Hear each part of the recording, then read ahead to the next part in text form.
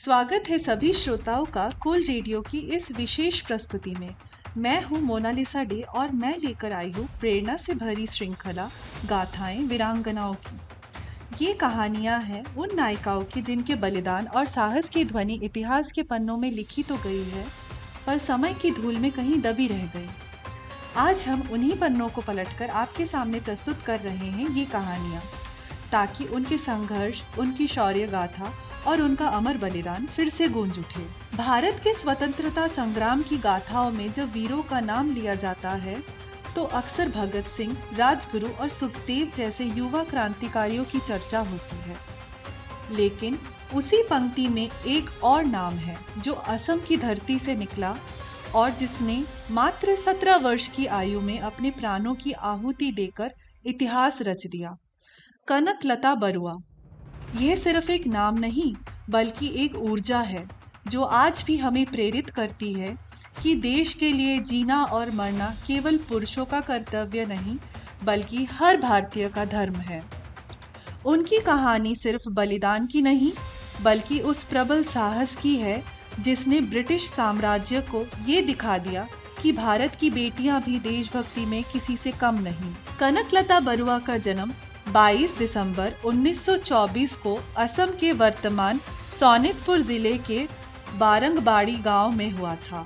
उनके पिता कृष्णकांत बरुआ एक साधारण किसान थे और माता कर्णेश्वरी देवी गृहिणी थी।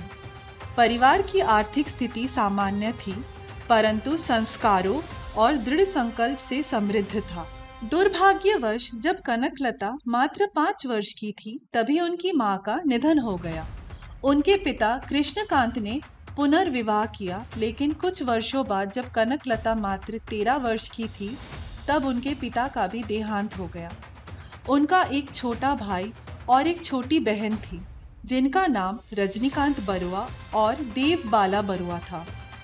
अपने भाई बहनों की देखभाल करने के लिए उन्होंने स्कूल छोड़ दिया और वह केवल तीसरी कक्षा तक ही अपनी शिक्षा पूरी कर पाई।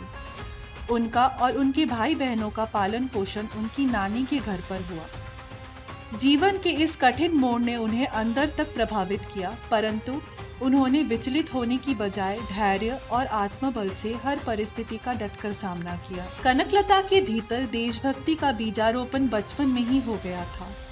साल 1931 में गमेरी गांव में एक सभा का आयोजन किया गया। उस वक्त कनकलता केवल 7 वर्ष की थी। जब कनकलता को इसकी जानकारी मिली तो उन्होंने इसमें शामिल होने का दृढ़ निश्चय किया।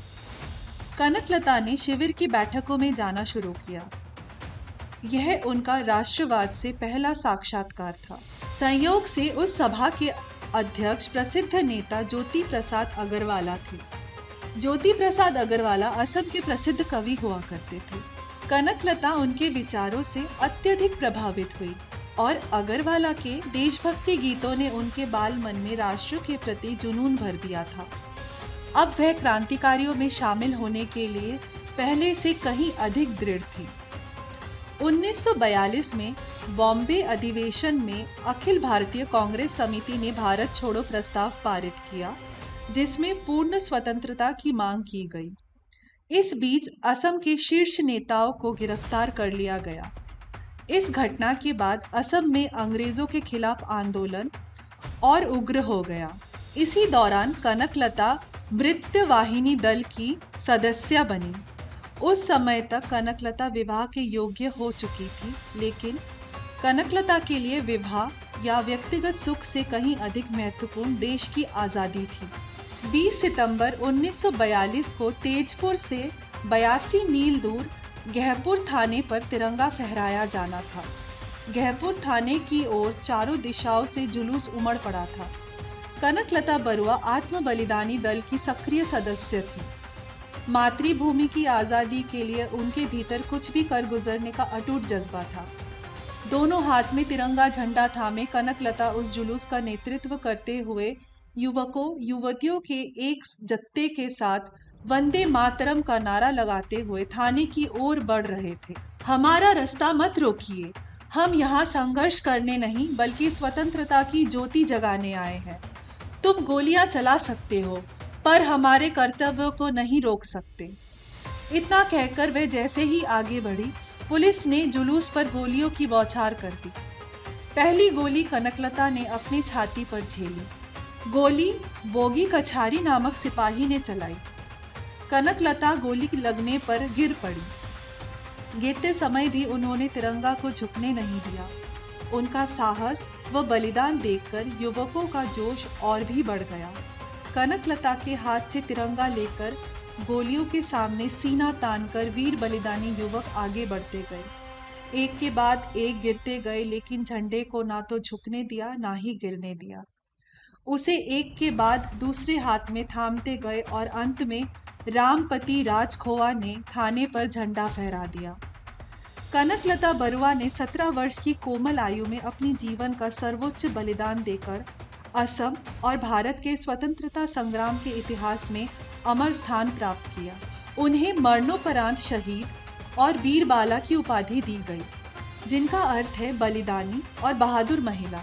कनकलता बरुआ का अंतिम संस्कार उनके पैतृक गांव बरंगाबाड़ी में किया गया। अपने प्राणों की आहुति देकर उन्होंने स्वतंत्रता संग्राम में और अधिक मजबूती लाई।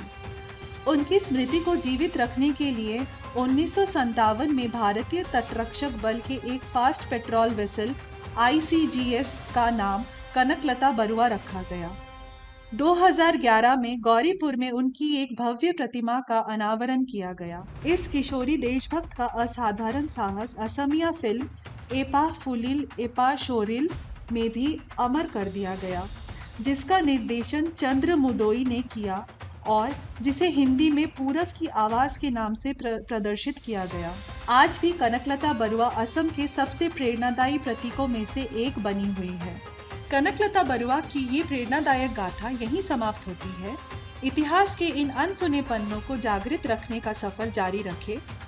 इसी जज्बे और प्रेरणा के साथ अगली बार फिर मिलेंगे इतिहास की एक और वीर नायिका की कहानी लेकर। तब तक के लिए वीरता को प्रणाम। मैं हूँ मोनालिसा डे और आप सुन रहे थे कोल रेडियो।